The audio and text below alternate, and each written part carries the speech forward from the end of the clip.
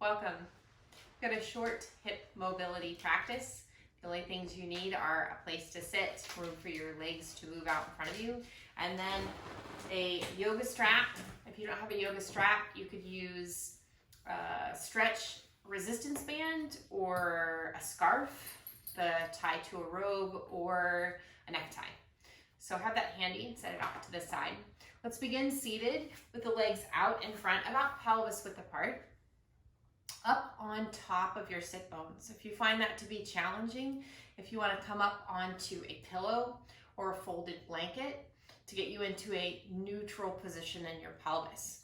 Relax your legs, let your hands rest on top of your thighs, and we're going to focus on some external and internal rotation of the hips. So begin to roll your thigh bones out and then in. You can actually feel the movement happening underneath your hands.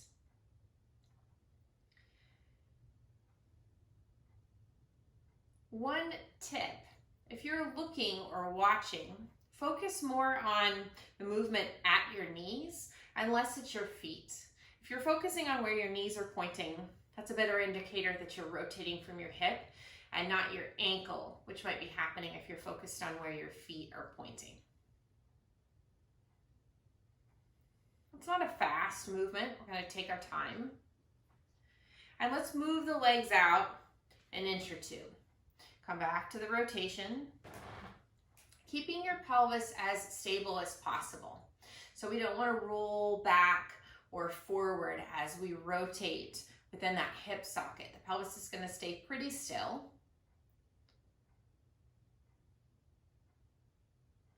And then move the legs out a little bit further.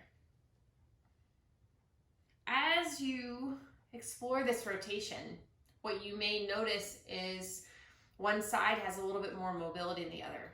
We're not completely symmetrical from the right to the left side, so that wouldn't be unusual to have more rotation in one hip or the other, or more rotation externally than internally, or vice versa. Let's move the legs out a little bit further. You stop when you need to. Whatever wide enough is for you, that's where you stop for the day. This is more about exploration and inviting movement in and less about pushing your range of motion.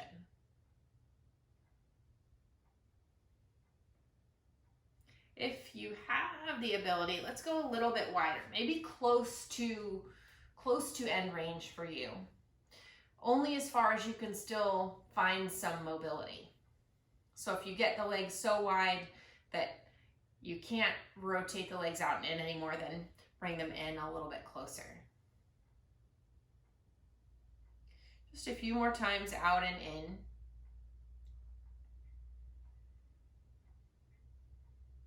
Now let's come to rest. The position with the legs out wide and the knees are mostly pointing up toward the ceiling. Let's call this neutral or center. And we went from keeping the pelvis stable and rotating the thigh bones to we're going to try and keep the thigh bones in this position as we start to rotate the pelvis. So if you want, you can take your hands to the sides of your pelvis. You can have your hands down by your sides. As you start to turn towards your right leg, rotating the pelvis toward the right, you feel that left sit bone lift, and then come back to center. Now turn towards your left thigh, rotating the pelvis toward the left, and back to center. Take your time as you rotate to the right,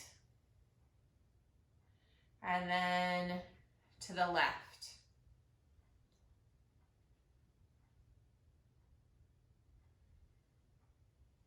Let's do once more in each direction.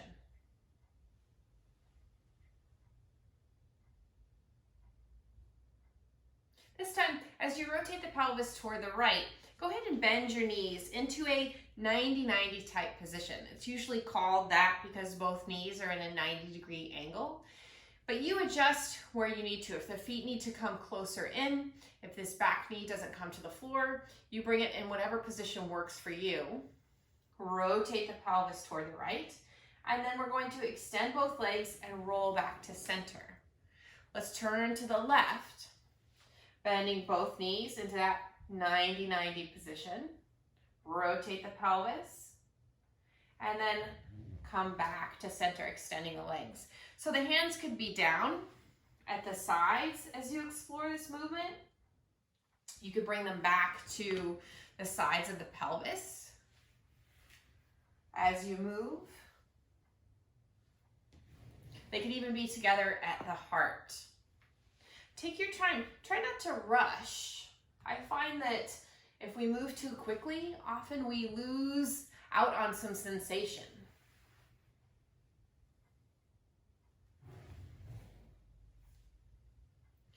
This always helps if you can slide your feet. So if you are on a hardwood floor, maybe fuzzy socks, slippery socks would help, or doing this on a rug or a carpet. As you turn toward the right and you bend your knees, let's pause there and take your hands down to the floor. Bring your awareness into this left hip. Dig the inner heel down and press your foot as if you were going to extend your leg back. You'll find a little bit, maybe a little bit more rotation in the pelvis there and an engagement of that outer and the back of the hip. Let's walk around, taking the hands to the outside of your left knee, coming into a little bit of a twist. Relax your shoulders. Soft, steady breath.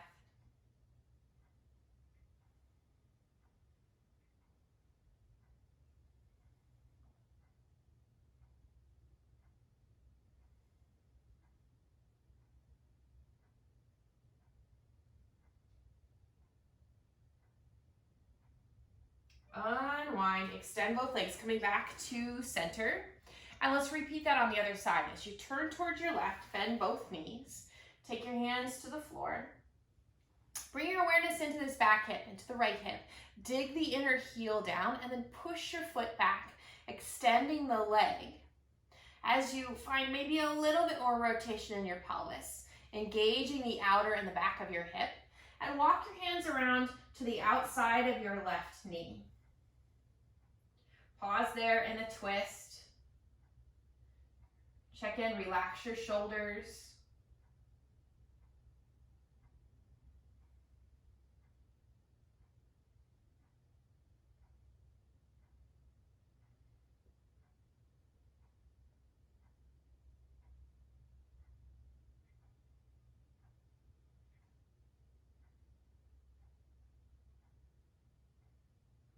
And then unwind, extend both legs out.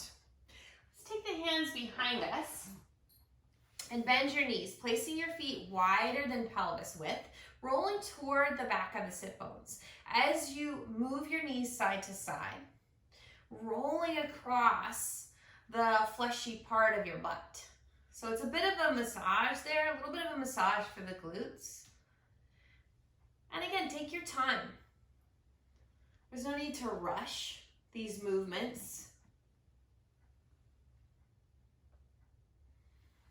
I find that when you slow movements down, you get a better idea of what part of your body's moving, what part of your body stays still, that we lose if we move too quickly.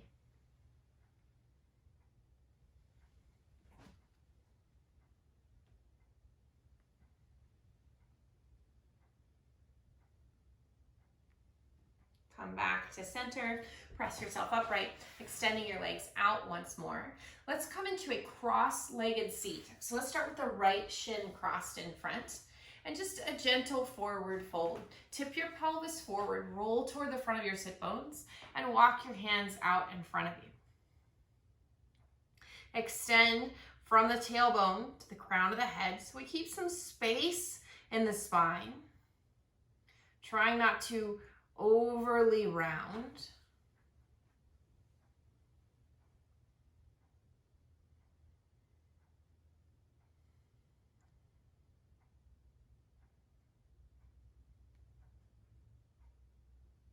Walk yourself back up and let's switch how the legs are crossed. Now we've got the left shin crossed in front and we want the action here to start at the pelvis, rolling toward the front of the sit bones.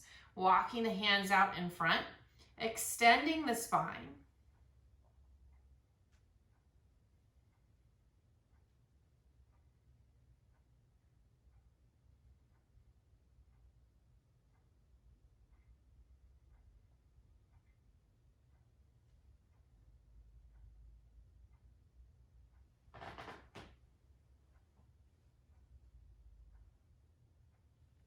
And then press yourself back up.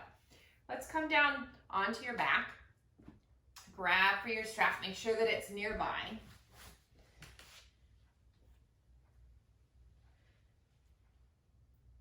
And bring the right knee into the chest.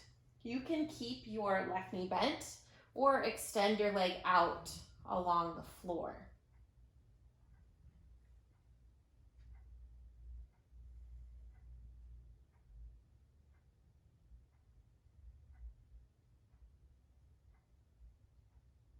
Relax your shoulders.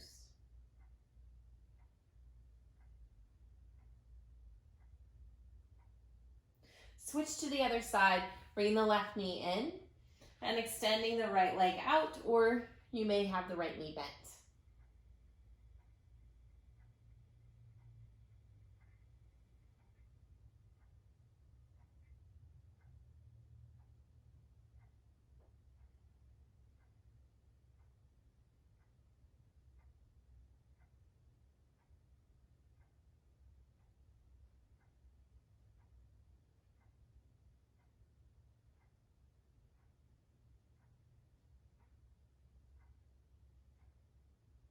Bend both knees and place the feet to the floor.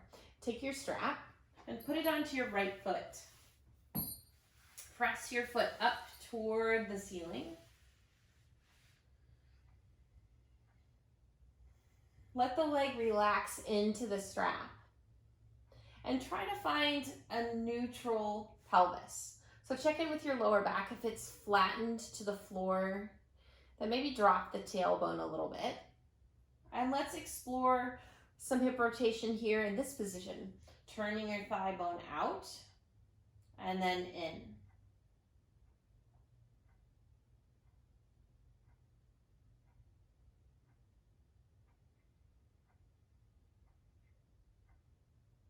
Try to minimize the movement of your legs side to side. So it's pretty much staying in place. It's just rotating around.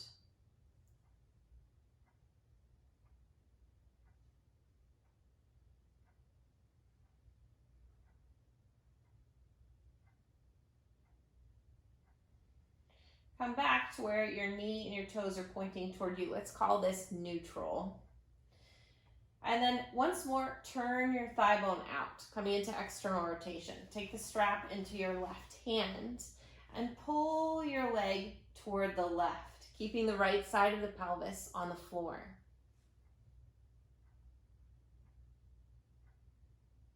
Reach out through your heel.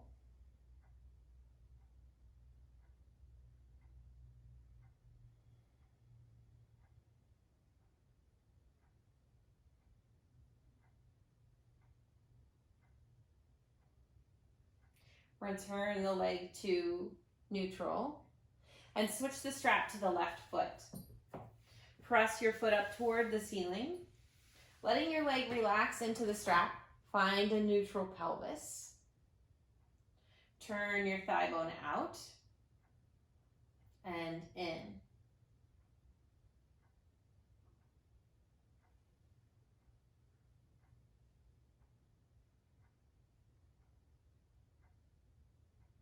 Be mindful that the rotation is coming from your hip and you're not rotating at your ankle.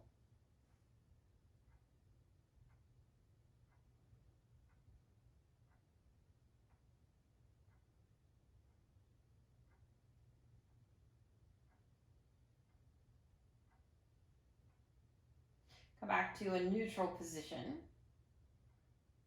Once more, externally rotate your hip. Take the strap into your right hand and then pull your leg across the body toward the right. We're only going to go as far as we can keep the left side of the pelvis on the ground.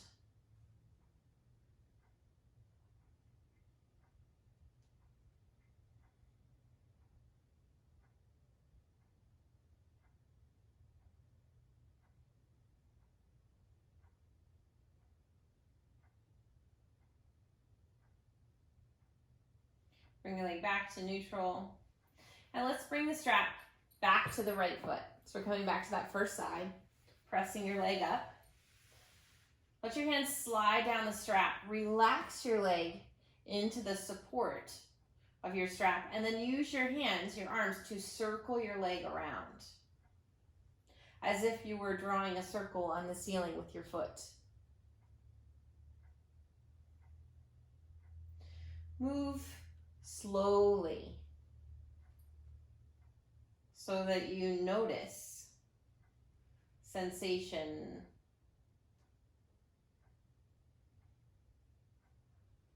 Reverse and circle the other way.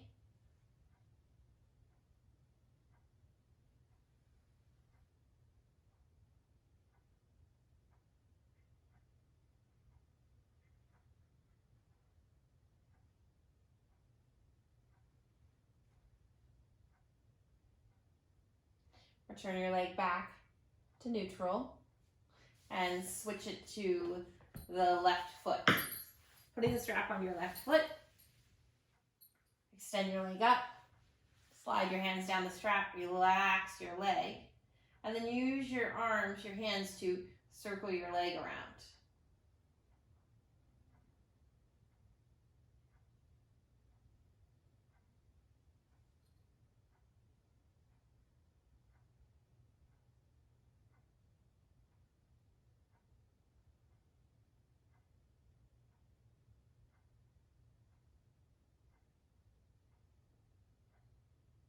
First in one direction and then the other.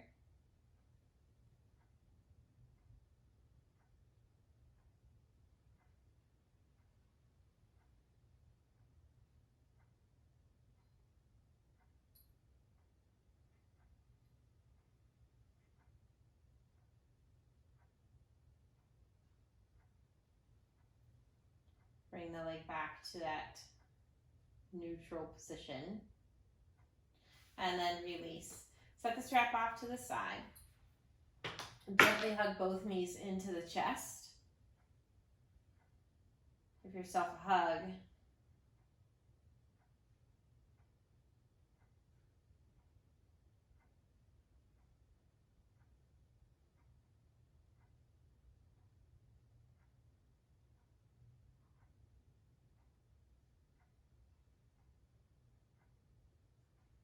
Take both feet to the floor, arms down by the sides, and lift up into a gentle bridge. Focus on creating space at the front of your hips. And it doesn't need to be a really big pose. We're not thinking about a deep back bend here, but about opening up the fronts of the thighs.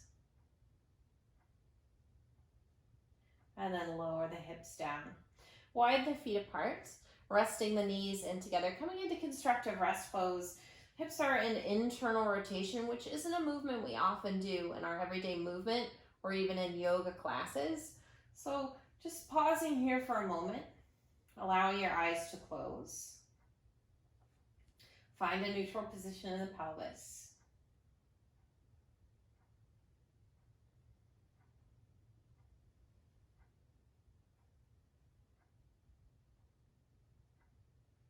If you find that this pose creates a little bit of discomfort in your knees, then try narrowing the feet a bit so that internal rotation is a little bit less.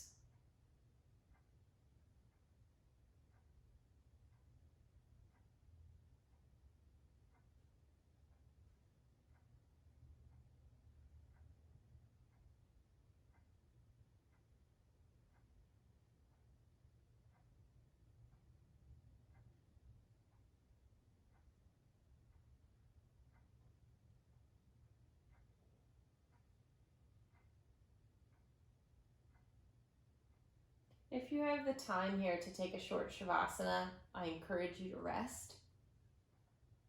If this is all the time that you have, go ahead and roll to your side. Come up to seated.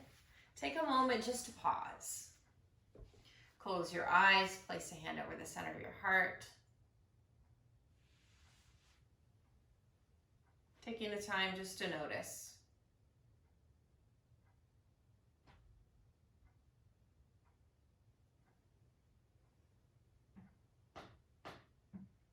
Thank you so much for joining me today.